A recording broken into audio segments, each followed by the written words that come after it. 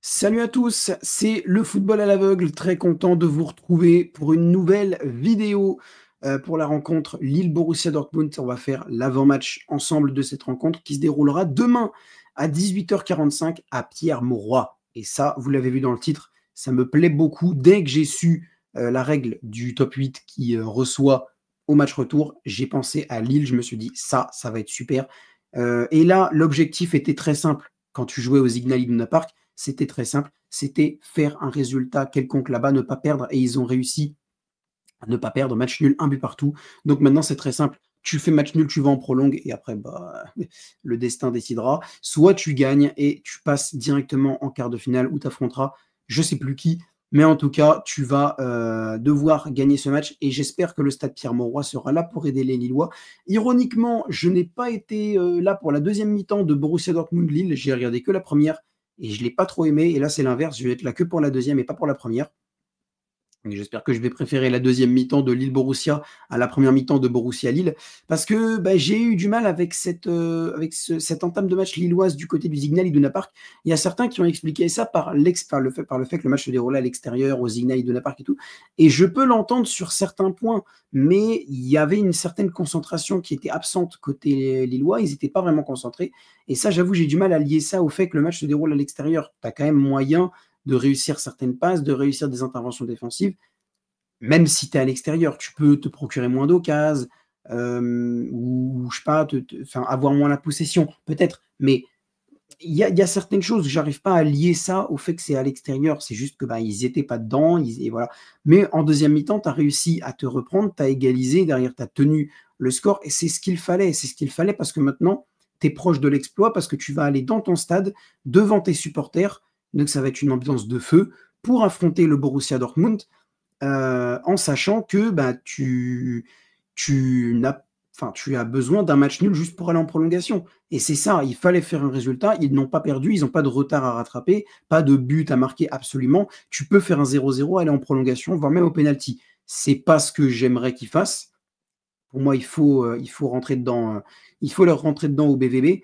Et je pense qu'ils sont capables de le faire. Et ils sont aux portes de l'exploit, aux portes d'éliminer un récent finaliste de Ligue des Champions. C'est quand même pas rien. Alors attention, Dortmund, ça reste une bonne équipe. Et on l'a vu au match aller, ils étaient très bons. Mais ça reste aussi une équipe qui est 10e de Bundesliga. Comme on l'a dit lors de la vidéo avant-match, c'est pas une équipe qui est en grande forme. Je pense qu'à l'extérieur, tu as quand même. Enfin, si eux jouent à l'extérieur dans ton stade, tu as moyen de les bouger. Vous connaissez mon amour pour Lille, je le dis à chaque fois que je fais une vidéo ou un live sur eux. J'aime cette équipe, j'aime cet effectif. L'effectif de cette saison me plaît. Entre Lucas Chevalier, Ayoub Boadi, Jonathan David, Ozam Sahraoui, Aydon Zegrova, Mitchell Baker, Thiago Santos, je crois que je l'ai déjà dit, Bafodé Diakité, Alexandro. J'adore cet effectif lillois. Et franchement, il y a vraiment des trucs à faire avec cet effectif. Et le faire aller en quart de finale de Ligue des Champions, ce qui serait une première pour le club d'ailleurs. Ils ont déjà été en huitième, mais ils ont perdu contre Chelsea, je crois, à l'époque Jocelyn Gourvenec. Donc là, tu aurais moyen d'aller en quart de finale et en éliminant un gros. En éliminant un gros. Certes, ils sont allés en barrage Dortmund, mais ça reste quand même un récent finaliste de LDC. Donc là, ce que j'attends, c'est l'appui du public lillois, l'appui du stade Pierre-Mauroy. Je pense qu'ils peuvent vraiment se transcender les Lillois pour cette rencontre, avec l'appui du public en plus de ça. Au niveau des absents, évidemment, il y aura toujours Zegrova, je crois, qui sera absent. Il y aura aussi Thiago Santos, bon, ça c'est de longue date. Sahraoui aussi, je crois, sera absent.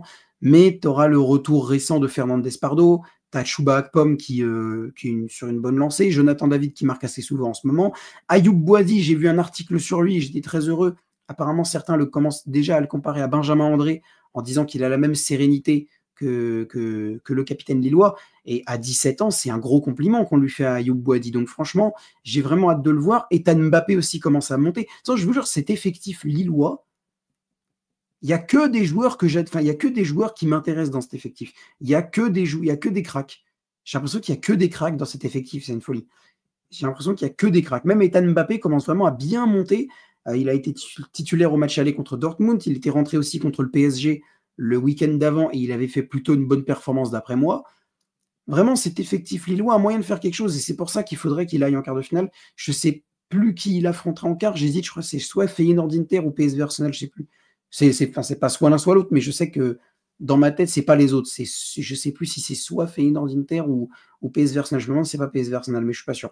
Je suis pas sûr du tout.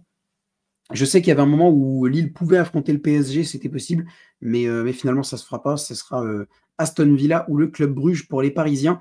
Mais Lille a vraiment de quoi faire et c'est moi surtout l'appui du public que j'attends. J'attends une grosse ambiance à Pierre-Mauroy, un grand Lucas Chevalier évidemment parce que c'est l'une des armes de cet effectif lillois. J'attends aussi une bonne performance de Jonathan David que je mettrais peut-être d'ailleurs titulaire. Je pense que Akpom peut être sur le banc. Parce que de toute façon, je crois qu'on a vu que l'association à deux avant-centres, Akpom David, ça marche pas. Donc, non, pour moi, il faut mettre Jonathan David titulaire et je pense que ça peut vraiment le faire avec un milieu de terrain André Boadi David, ça peut être pas mal aussi. André Boadi Mbappé, pardon, je suis con. André Boadi Mbappé, je sais pas moi, tu mets Cabella et tu mets, enfin, je sais pas vraiment qui tu peux mettre pour la composition lilloise, mais je pense que Bruno Genesio, déjà même aussi pour Bruno Genesio, je serais content qu'il atteigne l'écart.